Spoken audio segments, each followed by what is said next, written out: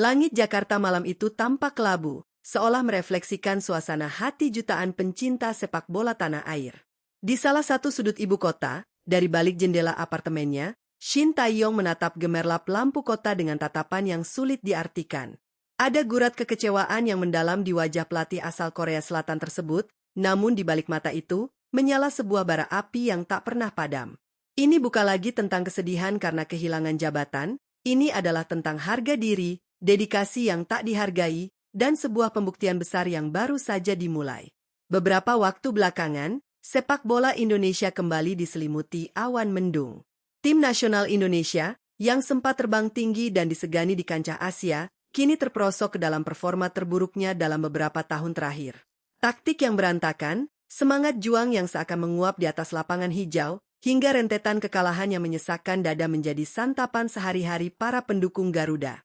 Rentetan hasil buruk ini seolah menjadi ironi yang menyayat hati, mengingat belum lama ini, tim ini adalah simbol kebangkitan dan harapan baru. Di tengah keterpurukan itu, nama Shin Tae-yong kembali menggema. Pemecatannya oleh PSSI di bawah komando Erick Thohir beberapa waktu lalu kini terasa sebagai sebuah blunder sejarah yang fatal. Keputusan Dewan Federasi untuk mengakhiri kerjasama dengan pria yang akrab disapa Coach Shin itu dilakukan dengan alasan penyegaran dan ambisi mencapai level yang lebih tinggi dengan nahoda baru. Namun, alih-alih terbang lebih tinggi, sayap Garuda justru patah. Bagi Shin Tae-yong, pemecatan itu meninggalkan luka batin yang tak main-main. Dalam berbagai perbincangan hangat di kalangan terdekatnya, sang pelatih tak bisa menutupi perasaannya bahwa PSSI telah bertindak layaknya pepatah lama, seperti kacang lupa pada kulitnya.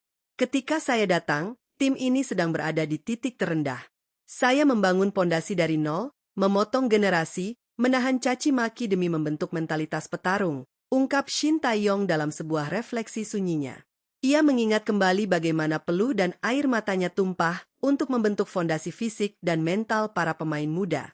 Ia membawa Indonesia lolos ke Piala Asia di berbagai kelompok umur, menaikkan ranking FIFA secara drastis, dan mengembalikan kehormatan lambang Garuda di dada. Namun, ketika pondasi itu mulai kokoh dan rumah yang ia bangun mulai tampak megah, ia justru dipaksa keluar dari pintu depan.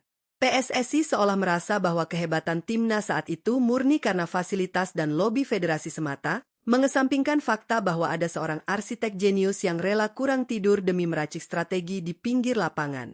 Shin merasa bahwa dedikasinya dipandang sebelah mata, dan kini, realitas di lapangan membuktikan segalanya. Tanpa tangan dinginnya, skuad yang tadinya berlari tanpa lelah itu kini tampak kehilangan arah. Tetapi, Shin Tae-yong adalah seorang petarung dari negeri ginseng. Darahnya mendidih bukan untuk meratapi nasib, melainkan untuk merancang serangan balik yang elegan. Ia ingin membuktikan kepada Erick Thohir dan jajaran petinggi PSSI, siapa yang sebenarnya salah dalam perpisahan ini? Siapa yang sesungguhnya membuat sepak bola Indonesia meningkat pesat? Jawabannya tidak akan ia sampaikan lewat konferensi pers yang penuh amarah atau sindiran di media sosial. Panggung pembuktian Shin Tae-yong akan tetap berada di atas rumput hijau, dan kali ini, ia memilih untuk tetap tinggal di tanah yang ia cintai. Di tengah desas-desus kembalinya ia ke Korea Selatan atau tawaran melatih negara Timur Tengah, Shin Tae-yong membuat keputusan yang mengguncang jagat sepak bola Asia Tenggara. Ia menerima tawaran untuk menjadi pelatih kepala klub raksasa ibu kota, Persija Jakarta. Keputusan ini adalah sebuah mahakarya taktik di luar lapangan. Mengapa Persija? Karena Persija bukan sekadar klub sepak bola, Macan Kemayoran adalah detak jantung ibu kota, simbol perlawanan, dan memiliki basis supporter terbesar serta paling fanatik di Indonesia, The Jakmania. Dengan melatih Persija, Shin Tae-yong menempatkan dirinya tepat di pusat orbit sepak bola Indonesia, tepat di bawah hidung PSSI. Langkah ini adalah sebuah pernyataan perang yang elegan. Shin Tae-yong membawa filosofi pressing ketatnya, kedisiplinan tingkat dewa, dan kecerdasannya dalam membaca permainan ke markas latihan Persija di Nirwana Park, Sawangan. Sejak hari pertama latihan, atmosfer di kubu Macan Kemayoran berubah drastis. Para pemain, baik lokal maupun asing, merasakan aura kepemimpinan yang membuat mereka rela berlari hingga kehabisan napas demi sang pelatih. Saya tidak datang ke Persija hanya untuk meramaikan liga, tegas Shin Tae-yong dalam pidato pertamanya di depan skuad Macan Kemayoran. Saya datang untuk menang. Saya datang untuk membangun dinasti. Kita akan bermain dengan hati, kita akan berlari lebih jauh dari lawan manapun, dan kita akan membawa trofi itu kembali ke Jakarta. Kabar bergabungnya Shin Tae-yong dengan Persija memicu gelombang euforia yang luar biasa di kalangan The Jackmania. Mereka tahu, sosok yang hadir di pinggir lapangan mereka kini bukan pelatih sembarangan, melainkan seseorang yang sedang memiliki rasa lapar luar biasa untuk membuktikan diri. Gemuruh di Stadion Utama Gelora Bung Karno dan Jakarta International Stadium kini menyanyikan namanya, memberikan dukungan tanpa syarat kepada pria yang pernah dikhianati oleh federasi negaranya sendiri. Bagi Shin Tae-yong, setiap pertandingan bersama Persija di Liga 1 adalah pesan yang dikirimkan langsung ke kantor PSSI. Setiap kemenangan, setiap gol yang tercipta dari skema serangan balik yang rapi, dan setiap pertahanan solid yang tak tertembus adalah tamparan keras bagi mereka yang meragukannya. Ia ingin menunjukkan bahwa tanpa campur tangan birokrasi yang rumit, dengan pemain yang mungkin tak semuanya berlabel timnas, ia tetap bisa menciptakan mesin sepak bola yang mematikan. Magis Shin Tae-yong mulai terlihat. Persija Jakarta yang sebelumnya sempat tampil inkonsisten, kini menjelma menjadi raksasa yang menakutkan. Permainan mereka begitu cair, transisi dari bertahan ke menyerang berlangsung dalam hitungan detik, dan mentalitas pantang menyerah para pemain terlihat jelas hingga peluit panjang dibunyikan. Sementara itu, di tempat yang berbeda, jajaran PSSI hanya bisa terdiam melihat fenomena tersebut. Keterpurukan timnas berbanding terbalik dengan kejayaan Persija di bawah asuhan mantan pelatih mereka. Publik mulai membanding-bandingkan. Tagar dan spanduk di stadion mulai bermunculan, menyuarakan realitas pahit bahwa federasi telah membuang permata demi memungut batu biasa.